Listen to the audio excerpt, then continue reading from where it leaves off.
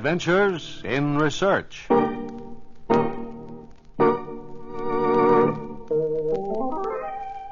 Every one of us has had at least one encounter with what some people call fate. Others call it luck, and still others by the more dignified name of coincidence. Call it what you will, it plays the principal role in a story that involves a weaver, a paper maker, a wasp's nest, and a cup of sugar.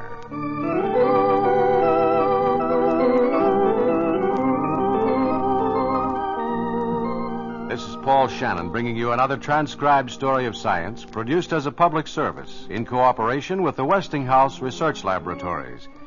And today telling you a story that begins in the spring of the year 1840 in a little German town in Saxony.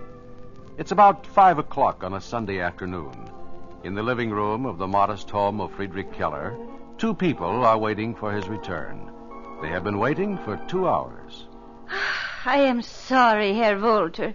If you could wait just a few minutes more. It is almost 5 o'clock. Where is he? I do not understand it. At 2 o'clock, I sent him over to the Schmidts to borrow a cup of sugar. Such a little errand, and he still is not back? Only half a mile it is to the Schmidts. Could it be Friedrich forgot I was expected this afternoon? It was he who told me you were coming. Well, I am not surprised.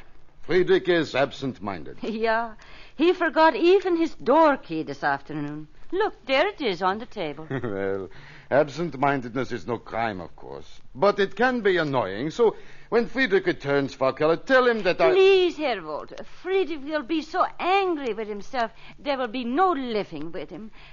Perhaps you will stay for dinner? Thank you, no, Frau Keller. I must be going. Can I bring you some cake, perhaps? No, thank you. I will get you a book. Something to read. No, I have other things to do besides read a book. If you will... Let me see. I was going to ask you something. Yeah?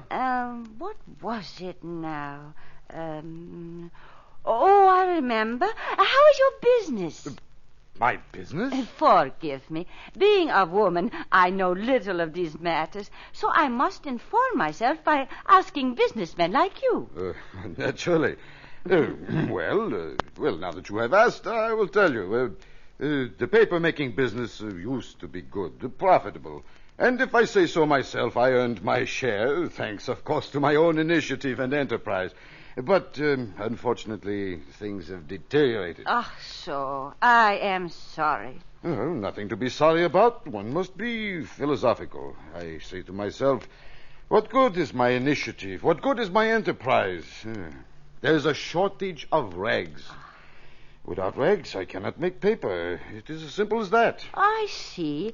It is just as though my husband had no wool to make cloth from. No, exactly. Without wool, a weaver cannot weave. Without rags, there can be no paper. So what will you do, Herr Wolter? Oh, I will get along, and make no mistake about that. I have more than one accomplishment. If the paper business fails, I can always make a living as a machinist. You are also a machinist? Certainly.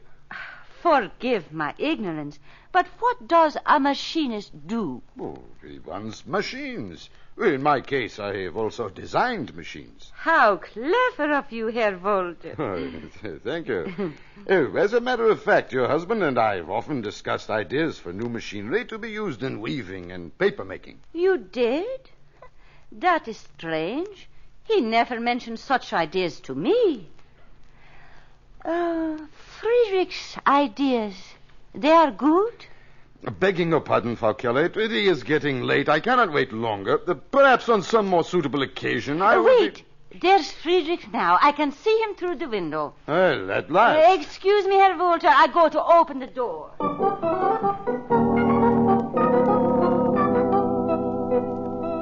Before Mrs. Keller does open the door, let's pause a bit. Let's find out where Friedrich Keller was all afternoon. It was 3 hours earlier, about 2 p.m., that he had closed his front door and started down the road on the way to the Schmidts to borrow that cup of sugar. He is so absorbed by the radiant spring day that he's surprised when a voice says, Good day, Herr Keller. Good day, schoolmaster. Wonderful weather, yes? Splendid. Taking a little stroll? Well, yes, sort of. Well, why not turn around and walk with me?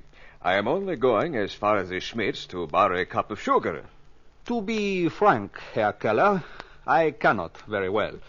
You see, I am not just strolling. I am on my way somewhere. I understand, schoolmaster. You are going to meet a lady. Oh, no, not at all. Well, then why make such a secret of it? Because I am following someone. Aha, the plot thickens. And whom, pray tell, are you following? One of my pupils, Hans Becker. Hans Becker? Why are you following him? It has been reported to me that Hans Becker is stealing birds' eggs from their nests. Very reprehensible, schoolmaster. Very reprehensible indeed. I do not make light of this. Such a practice can lead to more serious crimes. I agree. As the schoolmaster, it is my duty to see that our youth follow in the path of righteousness. That is so. And as one of our leading citizens, Herr Keller, I consider it your duty to give me all the assistance you can. Most assuredly. Now, you are sure that Hans Becker is stealing the birds' eggs? He may be indeed. That is why I am following him. So, which way did he go? Across that field and into that clump of trees. Over there. Schoolmaster, do not let it be said that I was remiss in my civic duty. We will both follow Hans Becker. You lead, I will come.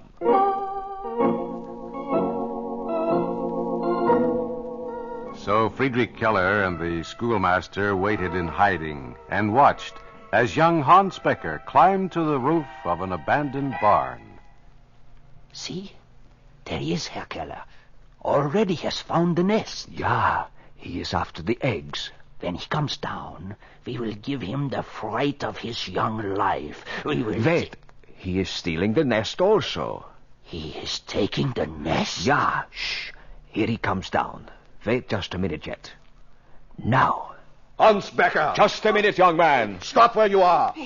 Why, it's you, sir. It is. So, you have been stealing birds' eggs, eh? Birds' eggs? Of course not, sir. No, not only eggs. He has the nest also. But this is not a bird's nest.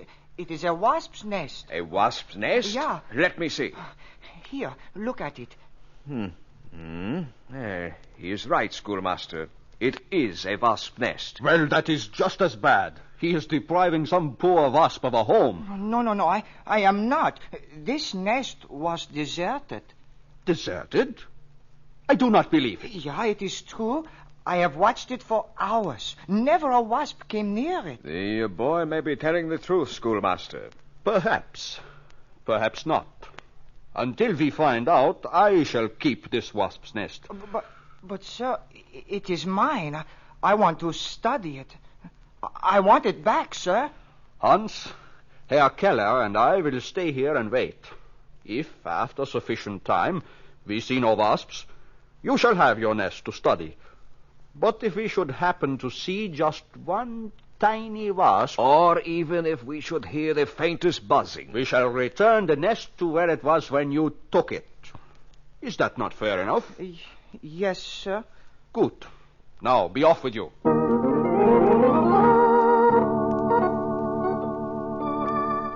Did Friedrich Keller and the schoolmaster then return whence they came? They did not.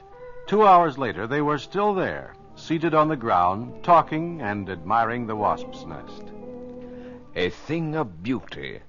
Observe how exactly it is formed. See how sturdy it is. And look at the wood fibers in it. I noticed that. Where do you suppose they came from? No, fence rails and old boards, probably. But what I find so amazing is this. For all its sturdiness, the nest is as light as a feather. Feel it. To me, it feels a good deal like paper. So it does. Almost the same texture. Schoolmaster, it is a strange thing.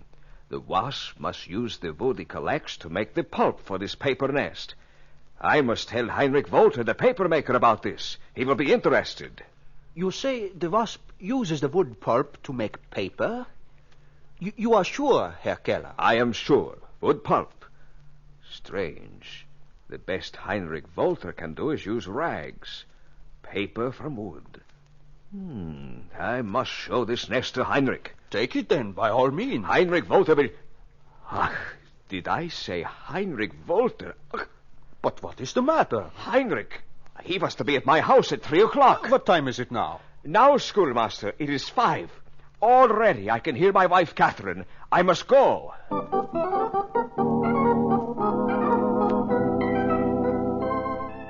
And so we return to where we first met Friedrich Keller, at his own front door.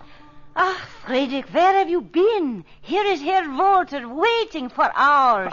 Good. I mean, 1,000 pardons, Heinrich. But when you hear what I have to tell you, you will thank me. Perhaps. What do you have in your hand? A wasp nest. That is what I have to tell you. The nest has given me the idea of the century. Paper from wood pulp. Paper? From wood pulp? Why not? For 1,000 reasons.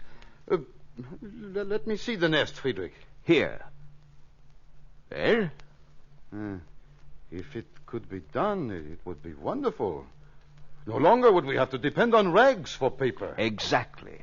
And you can do it, Heinrich. You will design the machine that will make wood pulp. I will? Certainly you will. Do you know something, Friedrich? You are right. I will. Wonderful. Wonderful, eh, Catherine? More wonderful right now would be my sugar from Frau Schmidt. Since 2 o'clock, Friedrich. Where is it? Oh, now, Catherine, do not look at me like that. Catherine, put that down. Catherine!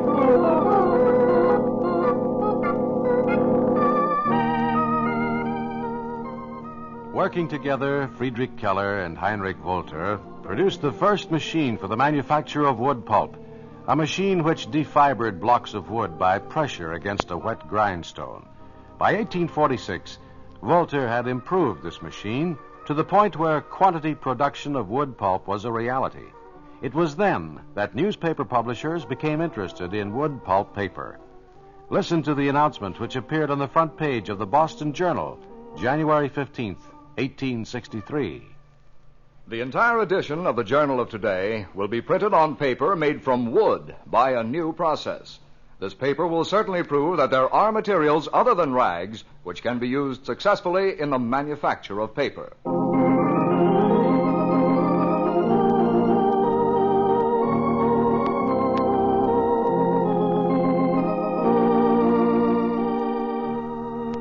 Yes, it was the Keller-Wolter machine that first gave the world cheap ground wood and newsprint paper as we know them today.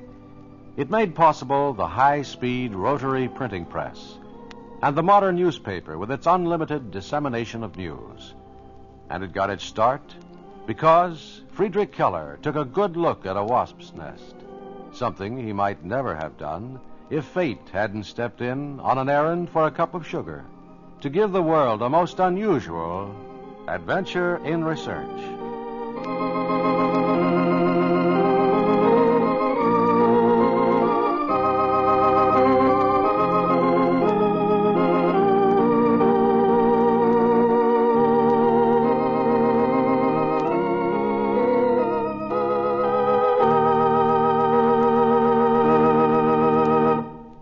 And that's today's Adventures in Research, produced in cooperation with the Westinghouse Research Laboratories.